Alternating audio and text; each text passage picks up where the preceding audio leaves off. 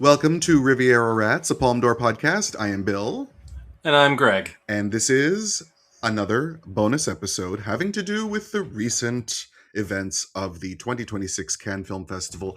And for the second year in a row, we have the great honor of being joined by the only guest that we have so far had on this show, and don't know who else we will abide, because he is our favorite. He writes for Ion Cinema. He also co-hosts the podcast Fish Jelly with his husband Joseph Robinson, and they also have a YouTube channel that you should check out that is fantastic. He also is currently the co-host of the Cinema Italia podcast with John Bleasdale, which I've been listening to and very much enjoying, and he has just returned from the Riviera to tell us all about it. We are going to ask him a million questions. Please welcome the great Nicholas Bell. You always give me such nice introductions. I appreciate that. And well, you've done things with your life. What can I say? I don't know. You do make me sound really busy, and I am. So, there's that. How much I've done, I don't know. But thank you. It's a pleasure to be here again. I feel like we just did this, though. I can't believe a year has passed. Well, yeah. Welcome. We're getting older. 40s. Yeah, time just slips on by. Nick, when I was a kid, my Sunday school teacher told me that if I watched more than one movie a week, my brain would turn to mush. So between the three of us, who here can even string a proper sentence together, let alone... Living proof. She sounds like a fascist. Yeah, yeah, it was a he, but yeah, he was a dentist, so yeah, he was definitely a fascist. A Sunday school teacher who's also a dentist. Yeah, I average 2 a day. How many movies do you watch, Nick, do you think, if you averaged it out? At least 2, but sometimes 3 or 4, maybe even a 5-day. It just depends on what is needed. Yeah, yeah. And is that in a typical Cannes week, or is that at large?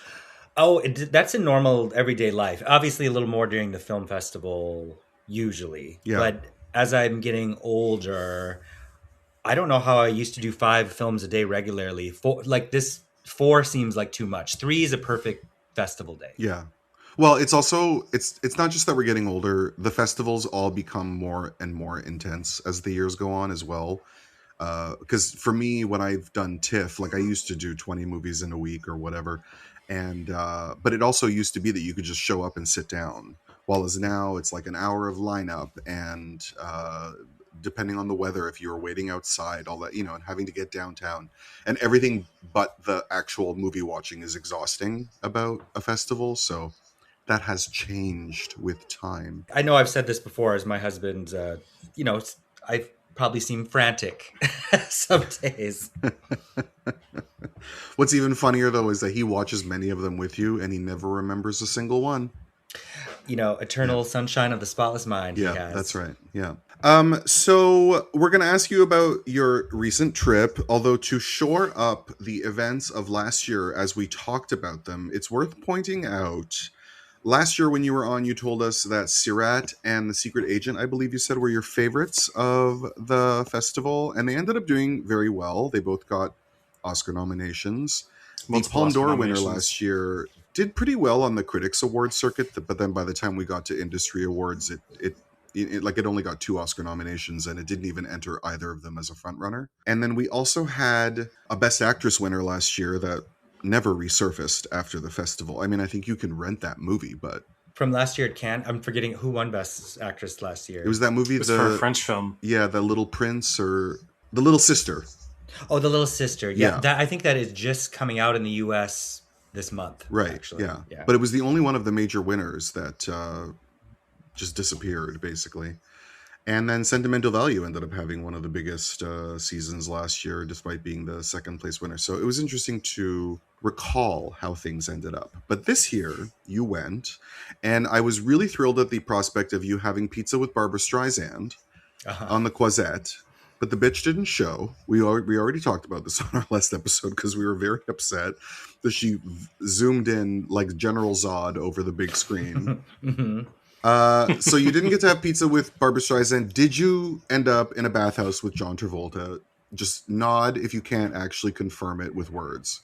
I would love to have had that kind of an experience, just to have it. But I don't know that I don't have time for a bathhouse in Cannes. Yeah. But because I'm seeing movies since the Sean Penn debacle, now we see they've changed how press sees That's right. the comp film. So it's rare that I'm at my flat before 1 a.m. Oh, wow. So a bathhouse seems like no Gouda at that point. And I don't know if there are any. There's no real gay bars in Cannes, so it's kind of just work. Well, then where does Sharon Stone go to talk to people? Like, that doesn't make sense.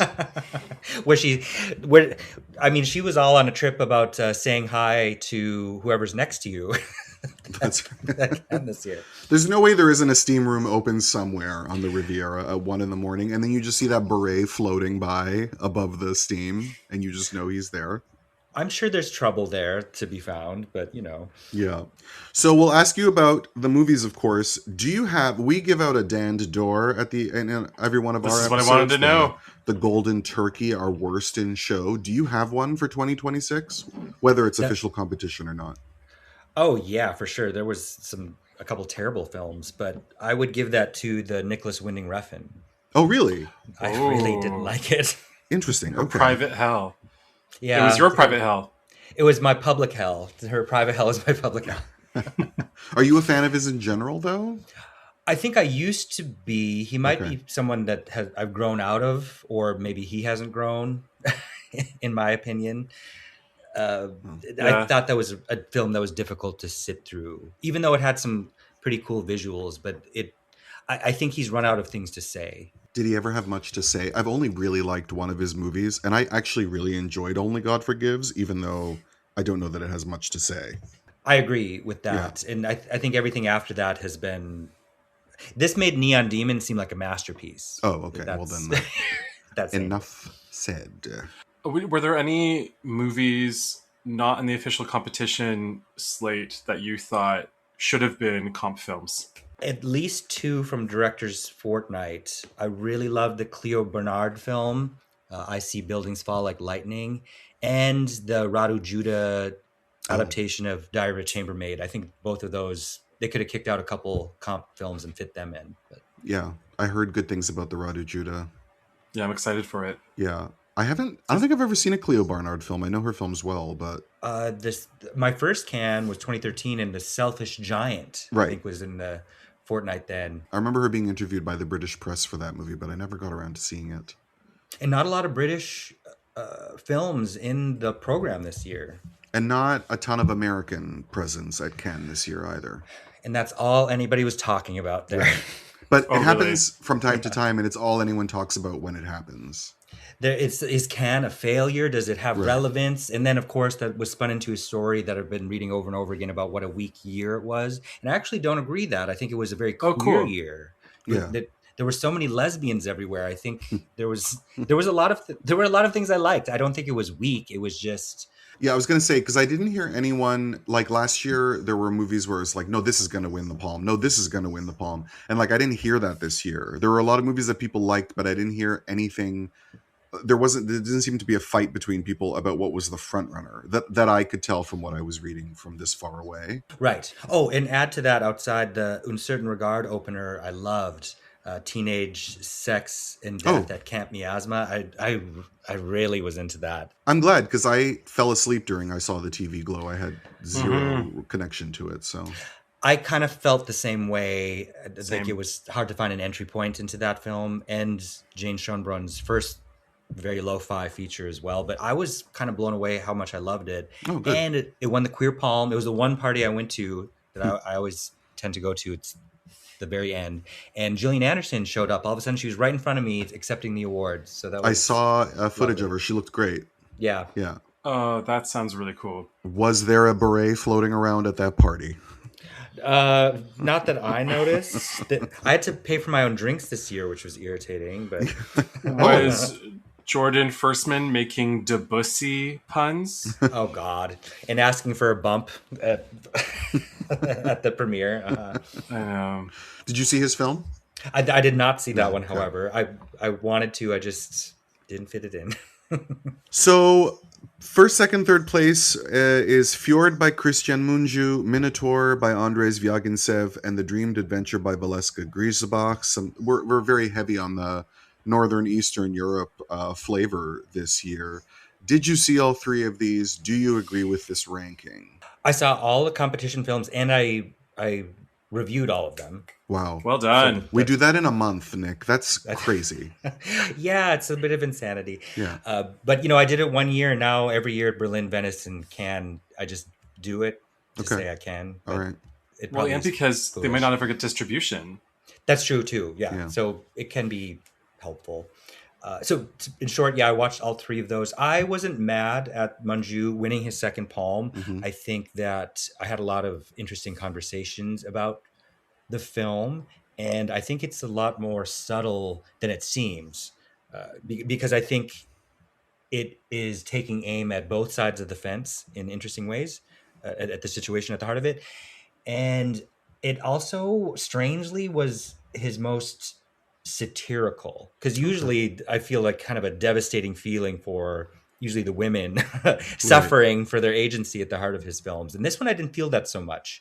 I felt a little more detached from it, maybe. Okay. And then second place, Minotaur, I thought was excellent. However, it's doing the same thing as Dial M for Murder in its remake, or An Unfaithful Wife in its remake. It's Right. an infidelity movie that is perhaps more interesting because he's a filmmaker in exile in France, speaking to contemporary state of Russia. And then Valeska Griesbach, I've seen her two previous.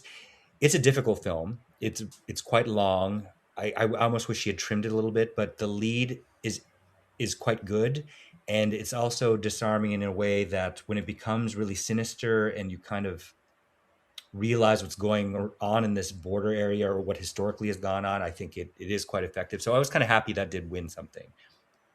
Last year, Sirat shared the jury prize with Sound of Falling. That was the other entry from last year that I also wanted to recap because I actually really liked that movie, and I was surprised that it didn't have any presence on the award season circuit last fall, like even among critics. Maybe because they held on to it for too long. I don't know. Because I got a screener of it pretty late, but I really liked that film. I did too.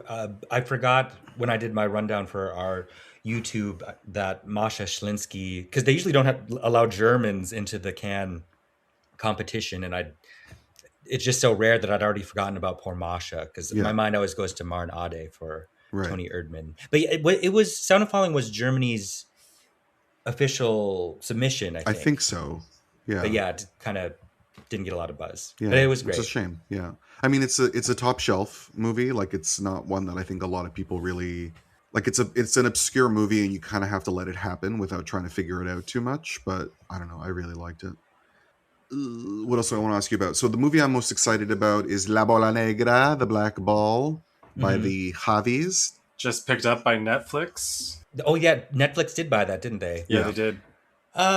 I did like it. I put it in my top 10 favorites. Oh, okay. And it has some star power there because Penelope Cruz shows up as this Marlene Dietrich-ish performer who doesn't really know what side she's performing for, whether it's the Nationalists or the Reds, based on questions she's asking some characters. And then you get to see Glenn Close perform in Spanish as a Federico Garcia Lorca scholar. So that's very interesting. But they're very small tidbits in this saga that's uniting three different queer Hmm. perspectives across three different periods. And I have to say I was quite impressed. It was the one I knew the least about the filmmakers. I know they did one previous film, a comedic musical that I have not seen. So it was the only one I didn't know. I had no expectations going into it, Yeah. and I thought it was quite good. There's what's his name, Julio Torres, has nothing to do, but he's a gay man in the contemporary 2017 segment. So it's kind of funny seeing him be playing uh, someone who's not being comedic. He's just very serious as this boyfriend. That sounds cool. Did you see Penelope Cruz in person? And is that dye job as terrible as it looks on Instagram?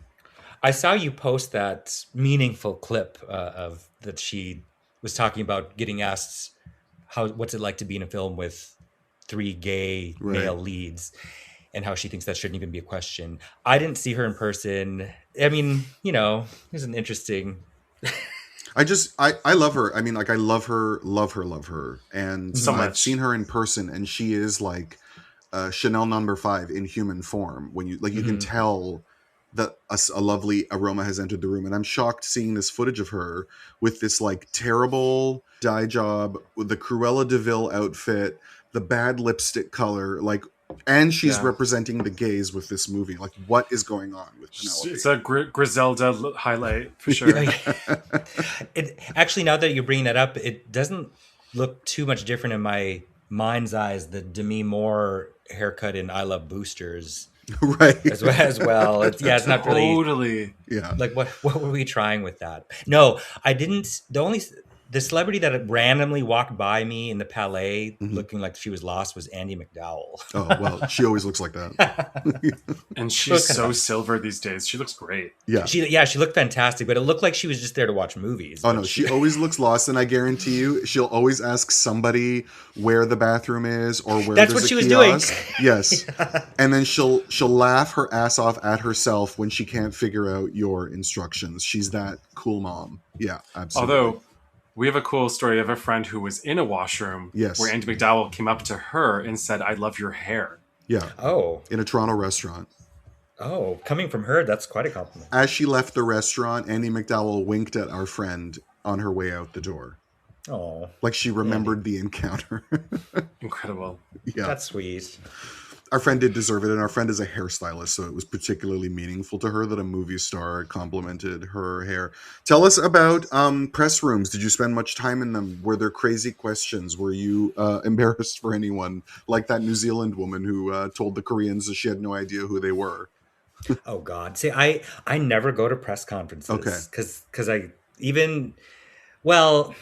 That's a lie. That when Sigourney Weaver and Isabelle Huppert were in Venice, I attended everything they were at. Of course you did. Of course, that's what you're supposed to do. But you Yeah, write I'll do- reviews. You don't write like the puff pieces or the promo articles, which is also, I assume, why you don't go to the press panels. Yeah, it's just a waste of time, and I have to fit in eating and coffee somewhere. You're not interested in finding out if Hannah Einbinder wants to take back anything she's ever said?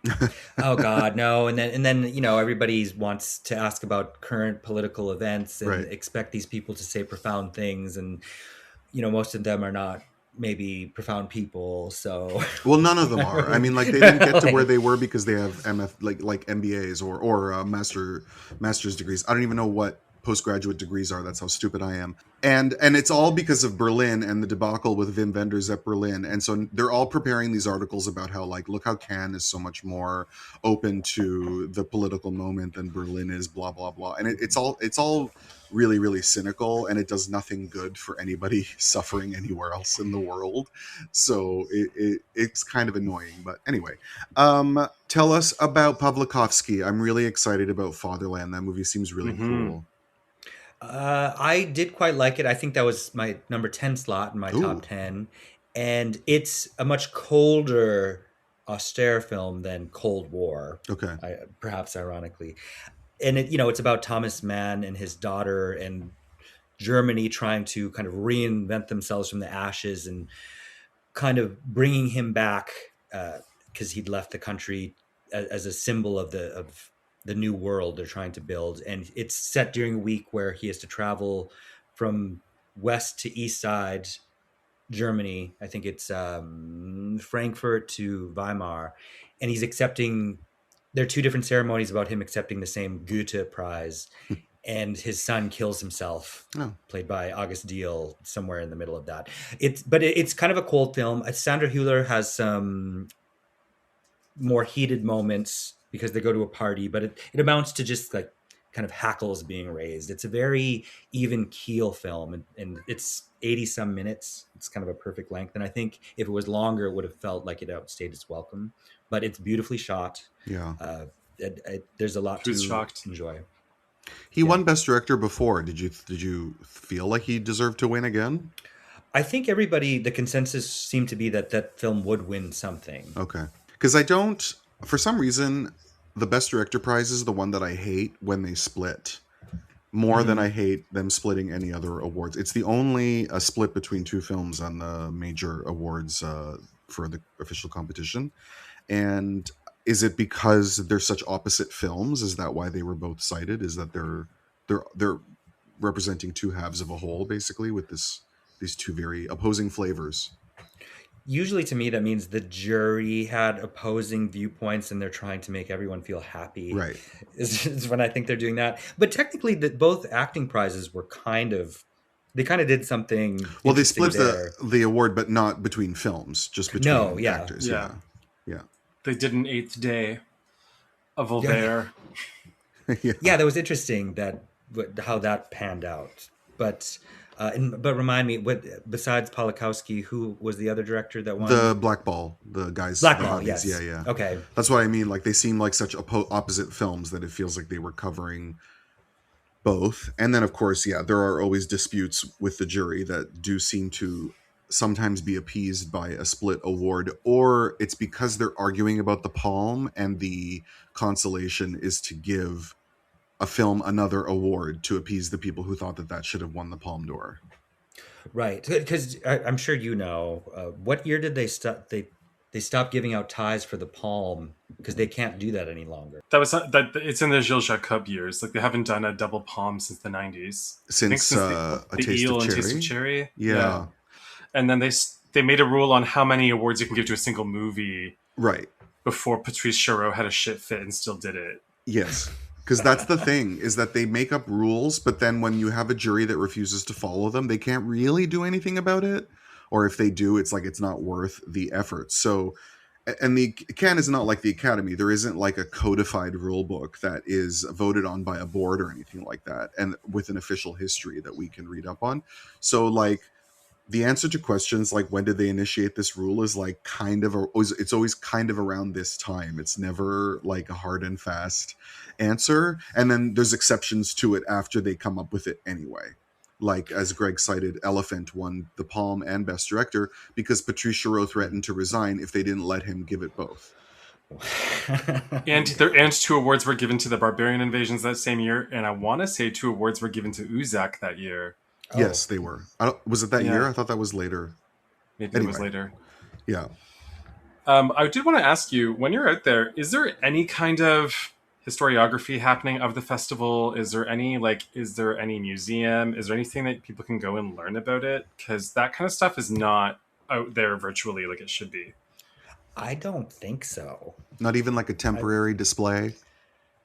Nah, maybe there is, but not that. I think it's such a stressful environment if you're trying to actually fit in a lot of things. I don't think everybody's just running around looking crazy. Is how it seems, or the press they give out free Nespresso and Coke Zero, so everybody's vying for that kind of stuff. Right. They have their Cannes Classic section, etc., of restorations, and there's a whole different committee that handles that. But even getting hold of the press office, say if you want to, because they have tiered badges that give you better access, but depending on the higher color ranking you might have.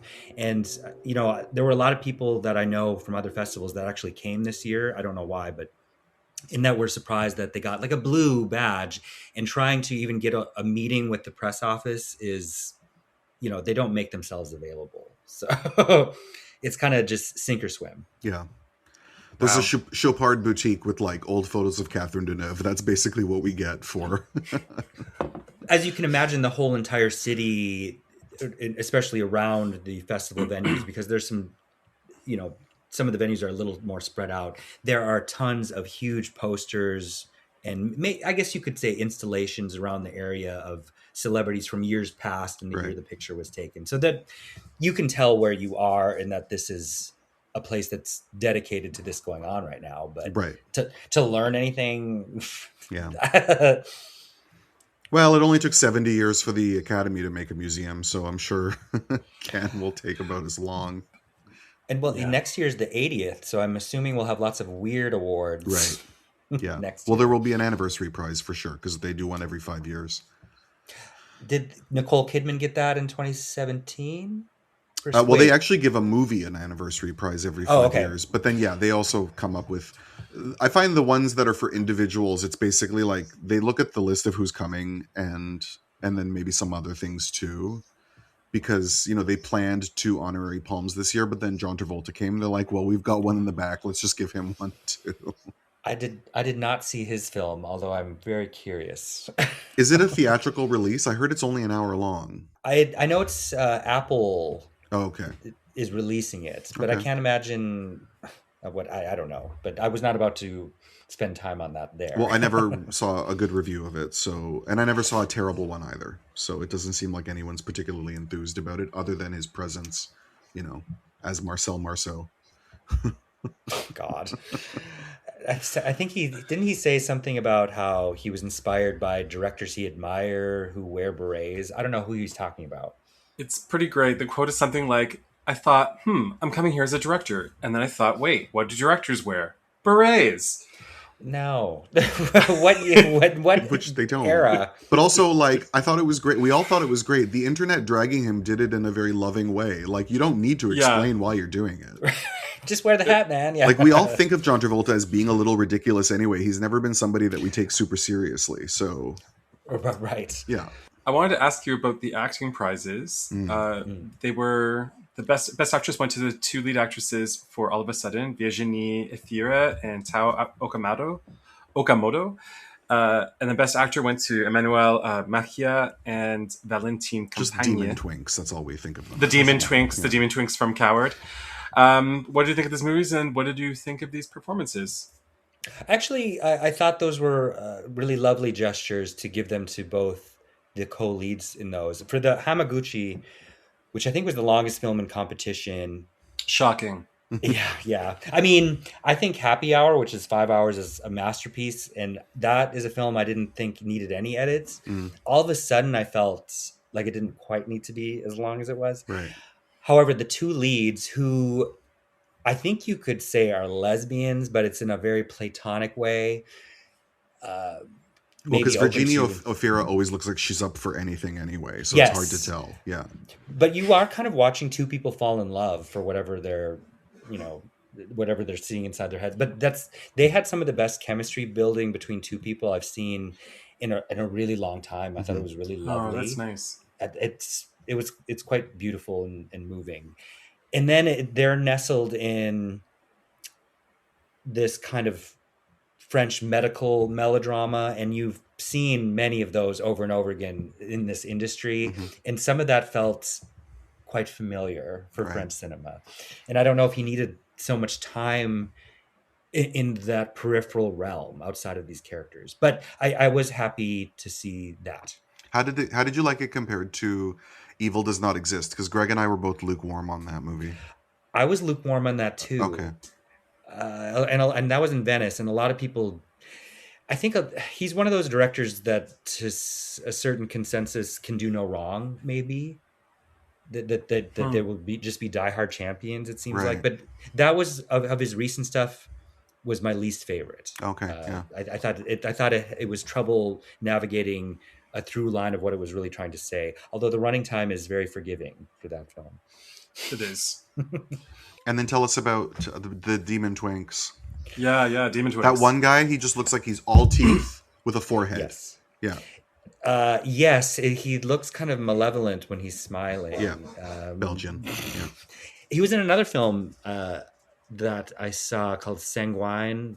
The English language title is Species. Oh, okay. Which everybody was saying was a Substance ripoff, and I think that's a very broad comparison, and I didn't really like it. But he's at the very end of that film, by the way. I thought that was a nice gesture. I think it really is that narrative is really on the shoulders of the other actor, who I thought was a little better. But their chemistry building also is what makes that film stand out from just being another, like a queer version of All Quiet on the Western Front, for instance. So tell us your thoughts on... Can I cut you off, though, Bill? We need to talk first about A Man of His Time. Oh, yes, I'm so sorry. Yeah, you're right. Yeah, okay. Tell us about... I don't know anything about this movie. I don't know anything about this director. He won the screenplay prize. Manuel Mar for A Man of His Time. I didn't like it. Oh, okay. It's 2.5 hours. Okay, so his previous film was with Adele Alexakopoulos. Zero Fucks Given was the title. Oh, that's him. Okay. That's Oh, him. is it Okay. is it about all the bandanas she was wearing on the press tour? Uh, no, but she She's that like a is Buffy episode. that is something you could say about, I think, screenplays that she's accepting to do. Yeah. Anyhow, because one of my least favorites was the Christophe Honoré film that she's in, that was in the premiere section. Oh. Or Orange Flavored Wedding. I really dislike that. Well, he's one. more misses than hits for me anyway. Lately, yeah. That was a anyhow. Notre Salut, A Man of His Time, Emmanuel Mar. It's basically a fictionalized story of his own great grandfather, and During the Vichy years. during the Vichy, who was dealing with saw an opportunity to become something, collaborating with the Nazis in the Vichy region. And it's really dull. It's just a lot of talking and maneuvering. And Swan Arlo's performance is good in that it saves it from being a complete bore. But I know I read other people making the same exact comparison, but it's kind of like if you I thought tonally was really off. It feels like Zone of Interest redone as The Office, because there's all of these jarring zooms that don't make any sense, and it needed to be 90 minutes, and also feels like something that's just so specific to this family that I don't know that it really matters. You've seen it. It's just, I thought it was really dull. I didn't like it, but I was maybe in the minority on that. Speaking of World War II, I loved Laszlo Nemesh's Son of Saul, and I really loved his film Sunset that he followed it with. I didn't see the one after that, but no one talked anything about his film at the festival, which was Mulan. What did you think of it? I agree with you on Son of Saul, and his follow-up was also good about the Hat Maker. Yeah. And then the one he did after that was Orphan, which was in Venice. I haven't seen. Yeah. I kind of like that one too. That had maybe is equally a lukewarm response, but the Moulin, which is about the leader of the French resistance at a period, whose name is Jean Moulin. He's played by Gilles Lelouch, and he's an actor who always just seems like Gilles Lelouch to me. Which is his performance is good. That it really gets into almost Son of Saul torture porn kind of at the end, which is very effective to a degree. And I like that they don't stray away from the reality that he was gay. And I think they try to bring that up in this very high, in this intense environment, without making that a center point, which I guess is interesting. But Lars Eidinger is Klaus Barbie, and Lars That Eidinger guy's has so ugly. Was Klaus Barbie ugly? Yes, but I just mean, I find Lars Eidinger so ugly. Like, I find him hard to look at. You know what? It's that he needs a different hairstyle. It's the hair. I think it is the hair. Yeah. Is he doing like a Mr. Burns thing? No. Oh my God, he is. Like all right. The very first thing I looked up, it was a Mr. Burns haircut. Yeah. That's actually my natural. Before I lost my hair, my hairline is Mr. Burns. Like I was born with it. Okay. Yeah. Mine is too. It's way back there. But mostly he has on a Nazi hat, the insignia in this. But he, can tend to overact. But I thought he was, he's a vile human playing a terrible person, and he does it effectively. Okay. But I don't know who's going to ultimately be wowed by it. But again, the second half does have the effect that it should emotionally. There was shock that Hope didn't win any awards, the Na Hong Jin movie. Oh, okay. I was shocked that was in the competition, because it feels like it should be a midnight movie. Okay. That's exactly what I've heard, yeah. But I said that to many people, and they straight up disagreed with me. To each their own. It's 2 hours and 40 minutes. I saw it at 10 o'clock at night, and it's a lot of endless chase sequences and shoddy CGI, although I'm told that that's because it wasn't complete, whatever. Mm-hmm. There were some really well choreographed chase sequences, but it really is just endlessly that. And then by the time we get to this alien race of people voiced in another language, a made-up language by Michael Fassbender and Taylor Russell and Alicia Vikander. I was so bored. I was, Right. I was compared to his first film, Na Hong Jin's The Chaser, which I still think is his best. I think this needed a significant trim based on what kind of film it is, but that's just me. Yeah, that was the movie where at the press conference, the journalist, I think she sounded like she was from New Zealand or Australia. She asked the director if he'd hired a real life couple to save money. And then she's like, and I don't know who the rest of you are. The way she said it was so rude, but secretly really funny to me because I've just never heard anyone get that bold. A real, like, you get a 2-for-1 special. I'm pretty sure both those actors demand. But their also, own like, salaries. even if he did do that, you think he would tell you? I mean, come on. No, yeah, right. Whatever. One of the movies that was really anticipated and seems like it didn't sit right with a lot of people was the Asghar Farhadi Parallel Tales. Yeah. How did you receive it? Okay, so you know I'm a huge Isabelle Huppert fan. Yes. Her face is tattooed on my back. Yeah, we're all Isabellicans at this table. Yeah. And I know that too. Yeah. I was disappointed. I think it's a bit of a mess. I think there's some interesting things going on with the female gaze because I basically compare... Because, it's a rehashing of Chapter 6 of the Decalogue, Kieslowski's... Right.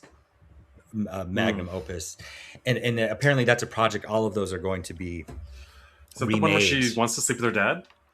No, that's the one where the post office boy is spying on the woman. Short film about love. Yeah. And so there's some Hitchcockian elements there. Isabel is this writer that is doing the spying. It's a lot more elaborate. And I compared her to being like a Gorgon because her looking at this family, these people across the street ruins them. And it just it felt really flat. I don't think Farhadi knows how to write women outside of Iran. Okay. Because some of the interactions that were happening, like Virginia Fear is in this too. And there's the sexual assault that happens. And like the conversations that the women, how they're accepting being treated feels like they've been written by somebody who's from a country with repressive laws about such things. Yeah. They're just gonna let that happen. There were a lot of things that really annoyed me about it. It's 2 hours and 20 minutes, but there are some fun moments with Isabel, who likes to eat tuna out of a can and lights a cigarette on a toaster. That's very much Joan Crawford in Straight Jacket, lighting that. Does she choke on her dinner? That's part of my drinking game with my friend is when she chokes on her dinner. That happens a lot. No, she does not. Or vomiting a bit too, But you say disappointed. Some people were saying that they just absolutely loathed it. Well, it's Isabel. I'm always going to find the light, but it was not enjoyable though. And then we heard bad things about the new Koreeda, Sheep in a Box. I would agree with that. Okay.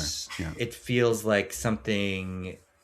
It feels like Spielberg did the same kind of conceit in.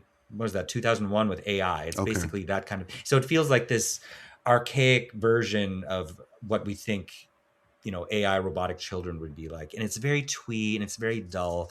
And I tend to kind of dig when Koreeda does some, ersat sci-fi things. I mean, I really like Air Doll, which I might be in the minority on, with Duna Bay, where she plays the sex doll.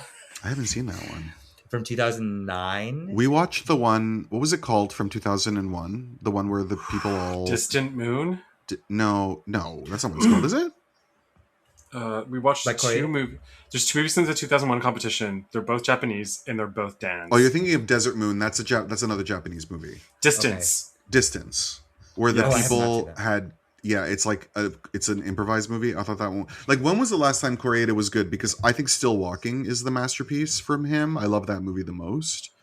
But like, Still Walking's great. I didn't like Monster. I didn't love Shoplifters. Broker's mid. Broker's okay. Broker I didn't care for.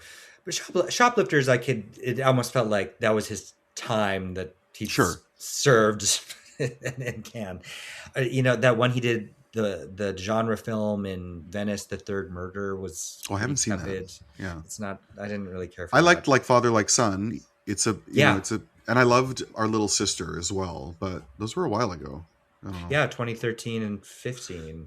We won't keep you too much longer, but I am dying to know. Also, speaking of the gay movies, I never liked Ira Sachs until I enjoyed Passages and the Peter Huyars Day Yeah. movie. So, what did you think of his latest, starring Bug-eyed? Rami Malek. Yeah, I Yeah. mean, I was nervous because I don't like Rami Malek. Really, I don't know what it was or when I started feeling that way about him, but I find him. you know what it is? It's because he's really weird and really boring, and you can't be both.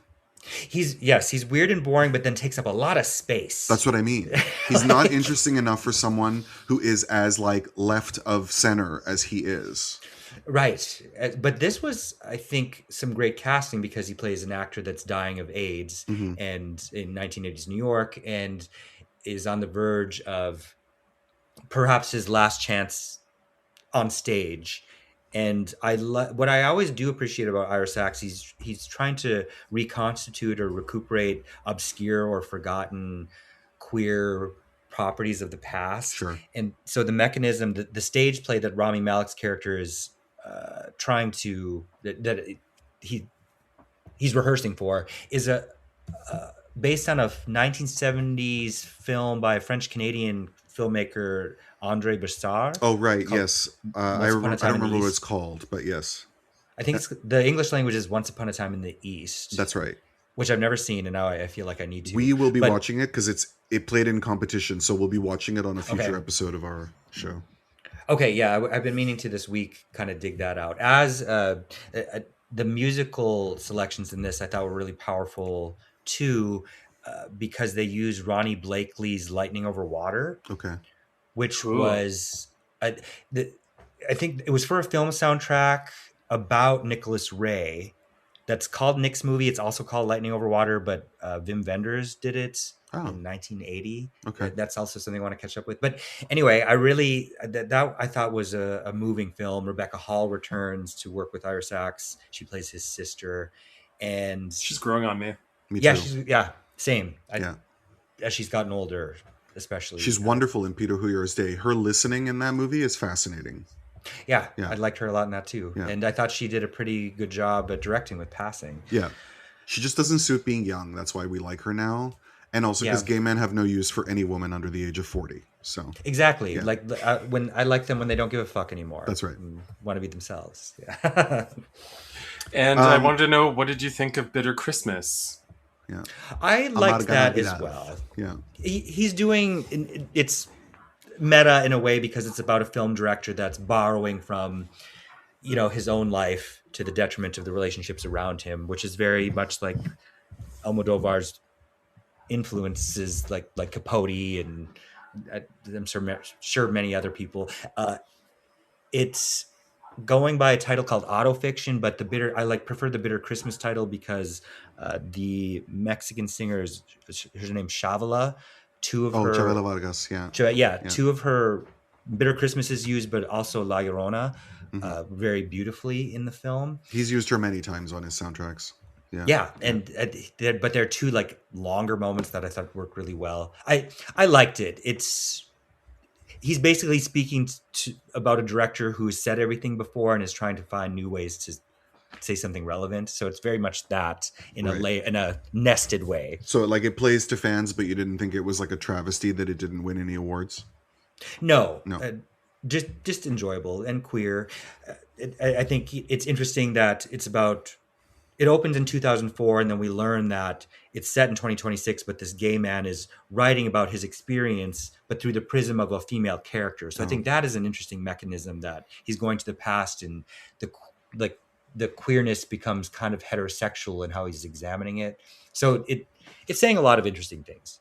I'm looking forward to it. I've seen posters with both titles, so I think they're like crunching numbers to see which one is going to work out better for them. I mean, I hope it's not Autofiction, because didn't Olivier Assayas is it called Nonfiction?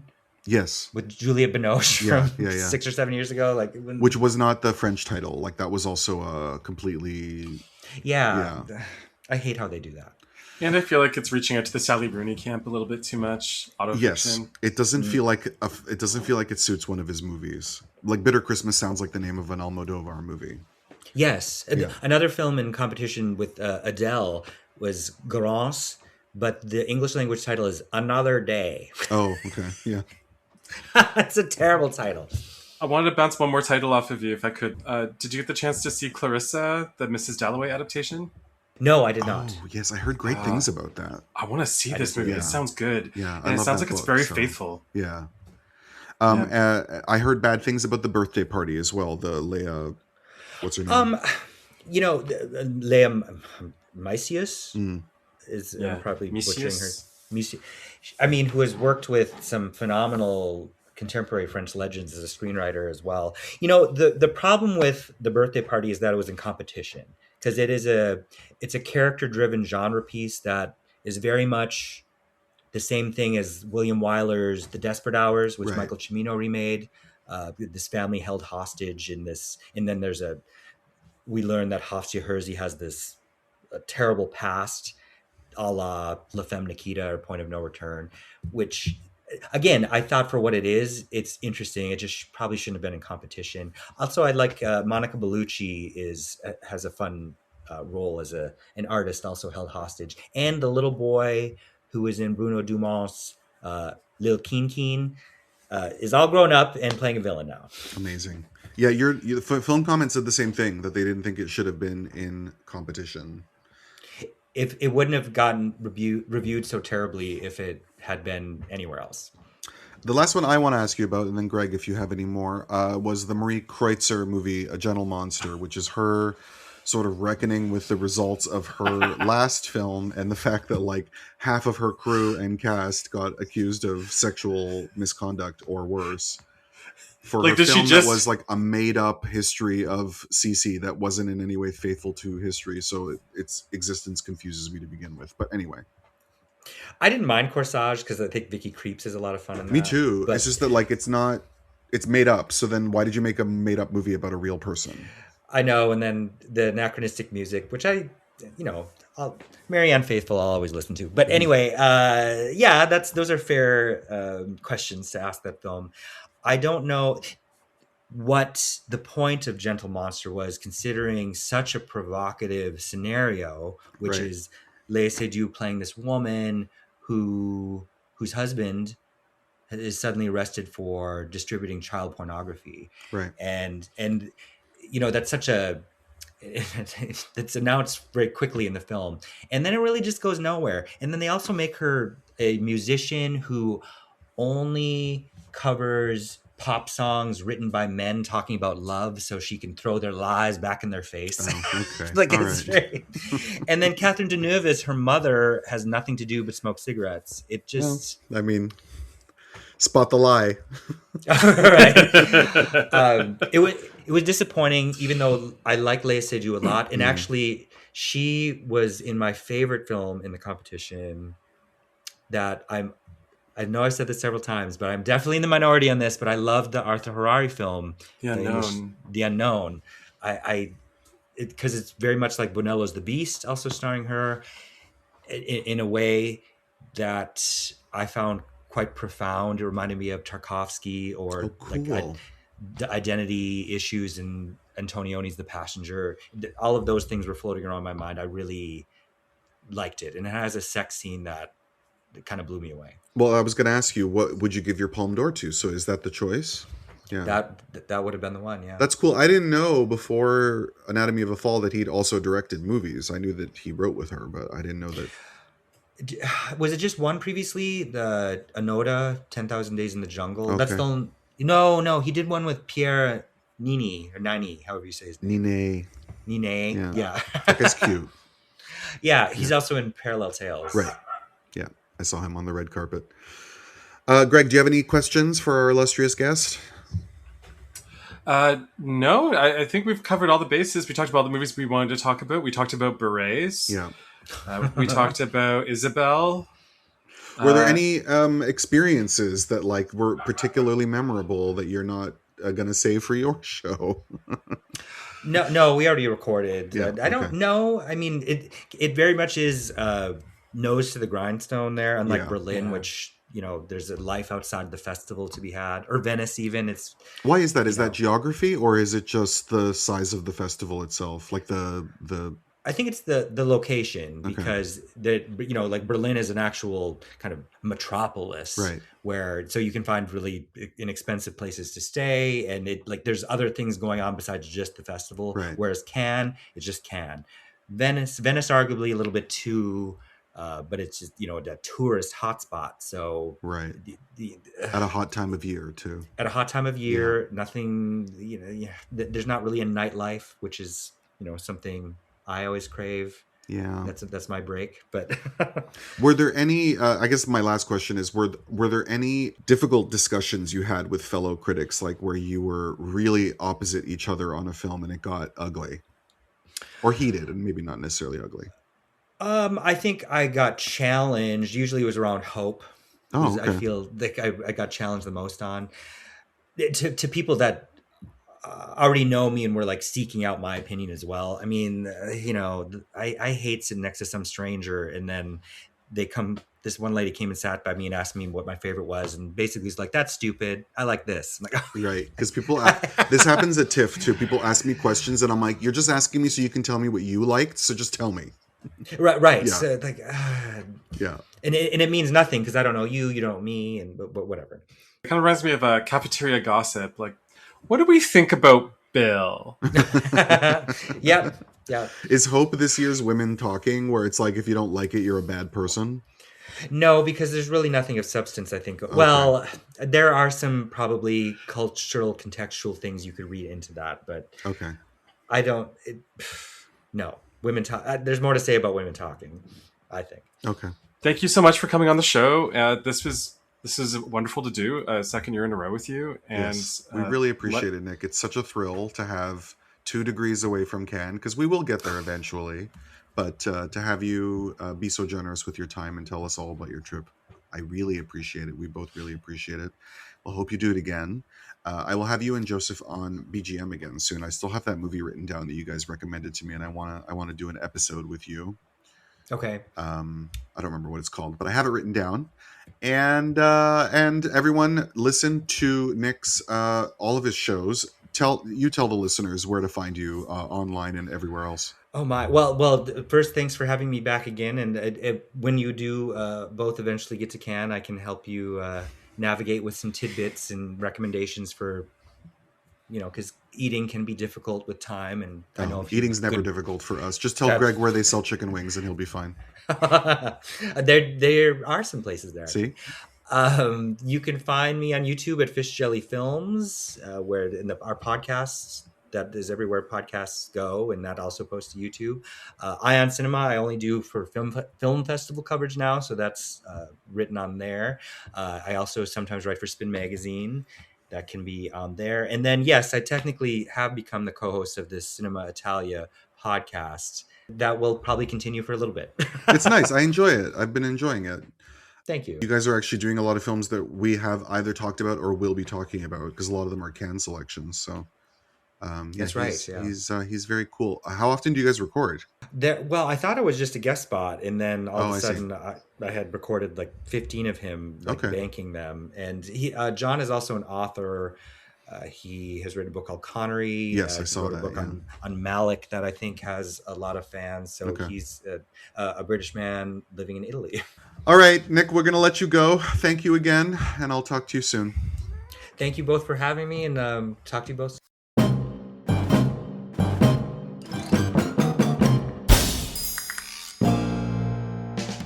Thank you for listening to Riviera Rats. Our podcast is hosted and produced by Bill Antoniou and Gregory Rosebrugh. Our music is by Joe Organ. Our artwork is by Leo Kouvaris.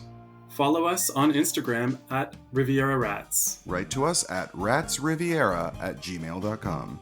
If you want to support our show, tell your friends about us. Leave us a rating and a review on whatever podcast app you use.